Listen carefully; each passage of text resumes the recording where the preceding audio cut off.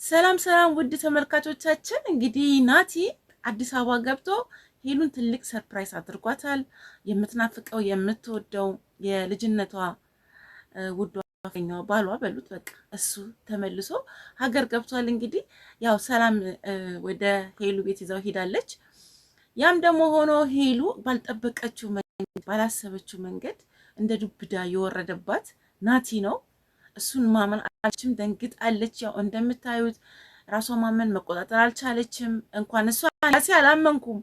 እናንተ አደውሉም እንዴ አትናገሩም እንዴ? እኔ ራሴ ደንግጫለሁ። አይደለም እሷ እኔ ራሴ ደንግጫለሁኝ። ናቲን በማየት ደንግጫለሁ። ማለት ደንግጫለሁ ስላችሁ ምንድነው አልጠበኩትም ነበር። በጣም ደስ ይላል። የሆነስ በጣም ደስ ይላል። ደስ ብሎኛል። ግን ከባድ ነው ማለት አንድ ሰው ያልጠበቃችሁት ሰው ፊት ለፊታችሁ ቆም ብሎ ስታዩት ምን ያህል እንደምትደነግጡ አስቡ።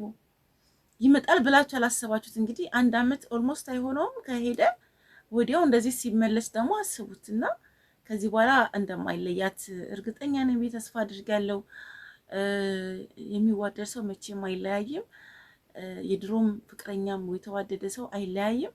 እንግዲህ ሄሉ እሱን አይታ የደነገጠችበት ወይና እንደዛ ወርቃ ፌንት የነቀለችበት ወይ በጣም አስከባድ ነው። ምክንያቱም እራሷን ማመን አልቻለችም። እንደዚህ ይመጣል ብላም ያላሰበችውን ፍቅረኛዋን ወይ ወዳጇን ወይ ደግሞ የምትወደውን የልጅነት ባሏን ያገኘችውና ይሄ አስተንጋጭ ነው። በጣም ከባድ አስተንጋጭ ነው። እኔ ደስ ብሎኛል፣ በጣም ደስ ብሎኛል። እንደኔ ተደሰታችሁ እንደኔ ቀን ዛሬ ቀን ስጠብቋት ይበራችሁ እንኳን ደስ ያላችሁ ማለት ፈልጋለሁ። እንግዲህ ሄሉ ራሱን የዳበሰችው ትገኛለች። በቃ ማመን እስኪያቅታት ድረስ የፍቅር እንባ ሰባው ነበር። በቃ በጣም የውስጧን ስሜት መናገር እስኪያቅታት ድረስ እንዴት መጣ የሚለው ነገር አለ። እንዴት እሱ ነው ወይ አይደለም ወይ? ከዚህ በኋላ ምንድነው የሚፈጠረው? ይሁን አላውቅም። ብቻ ደንግጣለች። ውስጧ የደስታ ረብሻዎች ሲታዩባት ነበር። በጣም ራሷን መቆጣጠር እስኪያቅታት በጣም በተገርሙም ስታዩ ነበር። በጣም ከባድ ነበርና እንግዲህ ያው የሰው ልጅ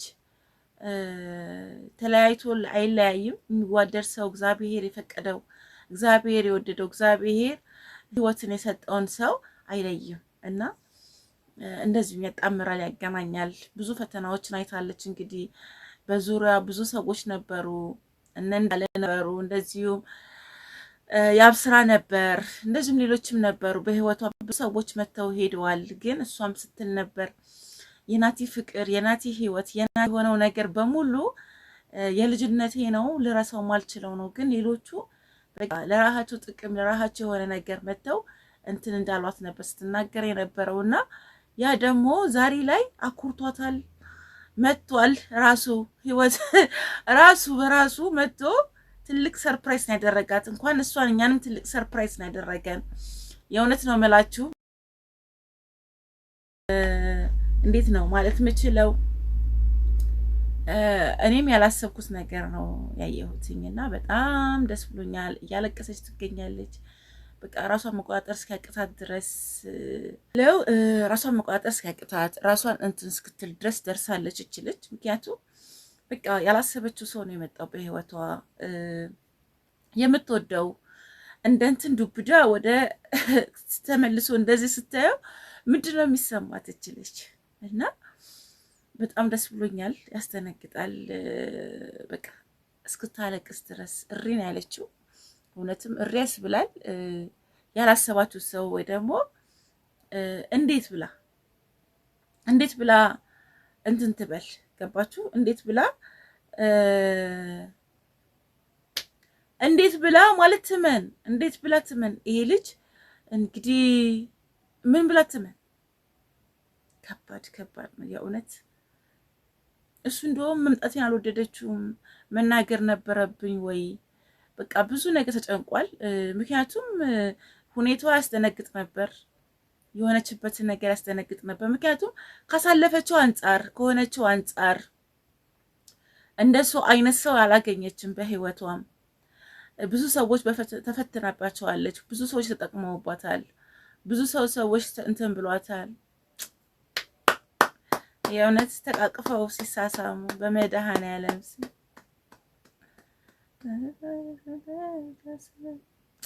ኧረ ሰው ፍቅር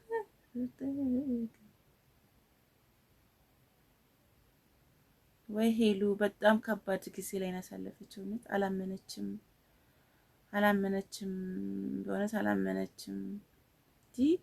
አንተ ፍቅር ቀላል ነው እንዴ? በስማ ስጠብቅህ በቃ ማለት ስጠብቃችሁት ያጣችሁትን ሰው መልሳችሁ ስታገኙት እንዴት ነው የሚሆነው? እውነት ነው ህልም አይደለም ወይ ያስብላል። በጣም ተጨንቃለች። በጣም ከባድ ነገር ሆኖባታል የእውነት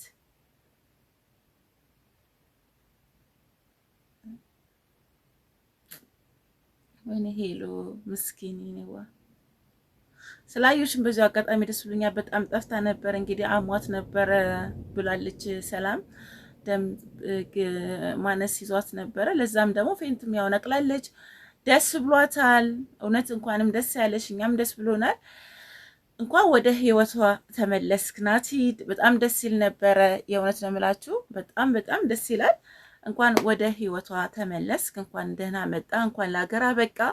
እኛ እንኳን እሷ አይደለም እኛን ትልቅ ሰርፕራይዝ አድርገህናል። እውነት ከዚህ በኋላ እንግዲህ ሄሉና ናቲ ምን ይፈጠራል የሚለውን አብረን ያለን እግዚአብሔር እንግዲህ እሷም ነቅታ ከህልሟ ነቅታ እውነት ናቲ ነው ያቀፍኩት፣ እውነት ናቲ ነው አጠገቤ ቆሞ ያለው ብላ እስቲ መልሳ ደግሞ የምትደሰትበትን ነገሮችን እንድናይ አድርገን በጣም ደስ ብሎኛል። በጣም እናንተ ደግሞ ትገርማላችሁ።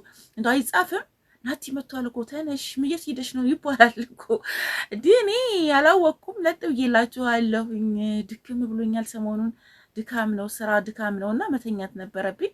ተኝቻ አይደል ያየሁትኝ ይሄን የሚያስል ጮማ ወሬ ተቀምጦ እንዴት መቅዲ ትቀመጫለሽ የሚለው ነገር እንትን ብዬ አሁን ሰርቻለሁ። ለማንኛውም ላይክ ሰብስክራይብ እያደረጋችሁ ያው እንዳልጠፋ ጥሩ ነገሮችን ይዤ እነሱንም እንደናንተ ጣፈጥ አድርጌ እንዳቀርብ አድርጉኝ። ወዳችኋለሁ። የምትወዱኝ የጠፋሽ የምትሉኝን አመሰግናለሁ። ወዳችኋለሁ። ላይክ አድርጉ። እሺ ላይክ ያስፈልጋል፣ ግዴታ ነው። ላይክ አድርጉ። የኔ ደስታ ወደ እነሱ እንዲደርስ ላይክ አድርጉ። ወዳችኋለሁ። ባይ ባይ።